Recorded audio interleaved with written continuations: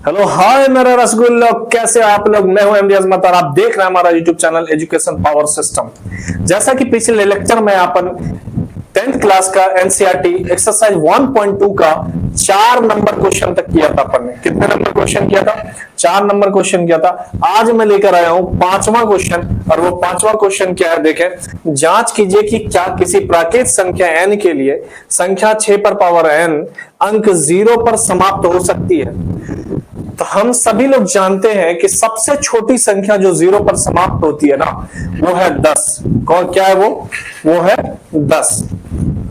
देखिए 0 पर समाप्त होगी, उसके बाद कौन सा 20, उसके बाद कौन सा 30, उसके बाद कौन सा 40, उसके बाद कौन सा 50।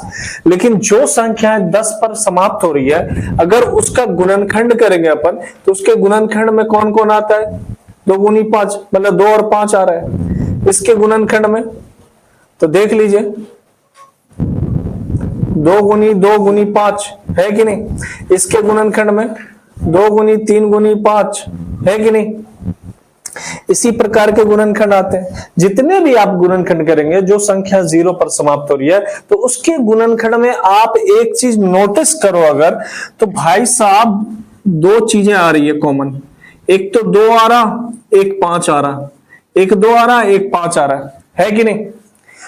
जितनी भी संख्या 0 पर समाप्त हो रही है, सभी के गुणनखंड में, सभी के अभाज्य गुणनखंड में कौन कौन कॉमन आ रहा है? 2 और 5। तो इससे हमको यह पता चलता है कि यदि कोई भी संख्या 0 पर समाप्त हो सकती है, तो उसके अभाज्य गुणनखंड में 2 और 5 का होना आवश्यक है। 2 और 5 का होना आवश्यक है। ये लो हम लोग समझ गए। चलो अब देखते हैं कैसे सॉल्व करते हैं, ठीक है ना। तो अपन देखेंगे, लिखेंगे कि हम जानते हैं कि, क्या लिखेंगे? हम जानते हैं कि, हम जानते हैं कि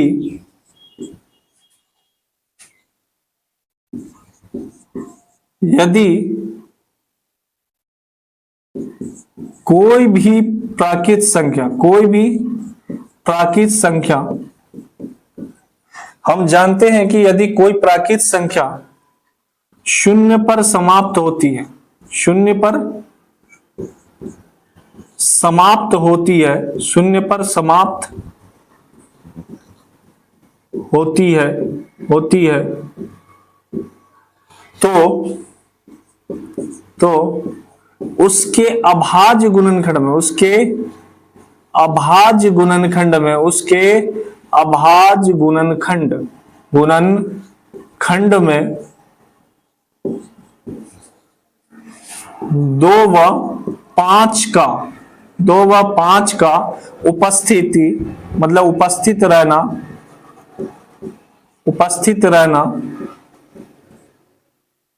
अनिवार्य रूप से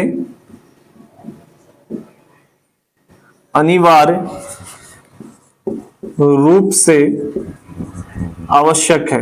अनिवार्य रूप से आवश्यक है।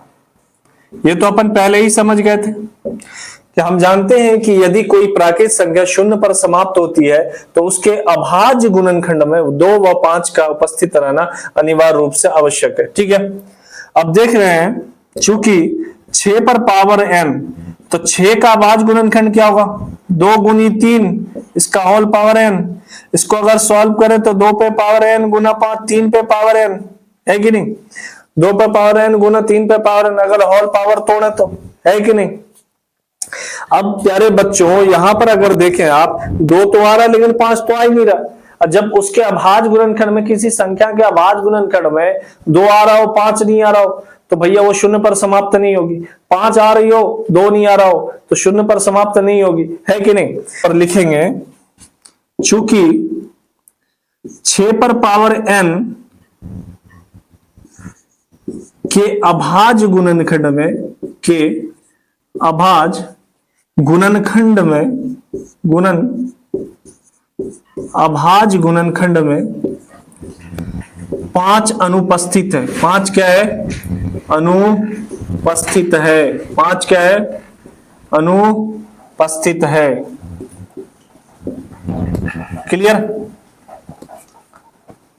इसलिए 6 पर पावर n 0 पर समाप्त नहीं होगी, शून्य पर समाप्त नहीं होगी, ठीक है ना, शून्य पर समाप्त नहीं होगी।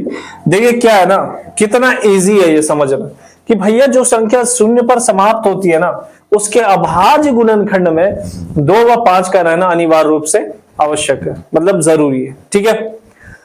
तो देखिए आप तभी सीख पाएंगे ना जब वीडियोस को पूरा वॉच करेंगे, पूरा देखेंगे, ठीक है ना। स्किप कर करके देखोगे ना तो कुछ नहीं समझ में आएगा, बड़ा इजी है क्वेश्चन।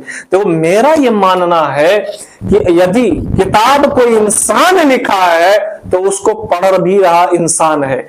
जब वो इंसान लिख सकता है तो हम इंसान होकर पढ़ क्यों नहीं सकते।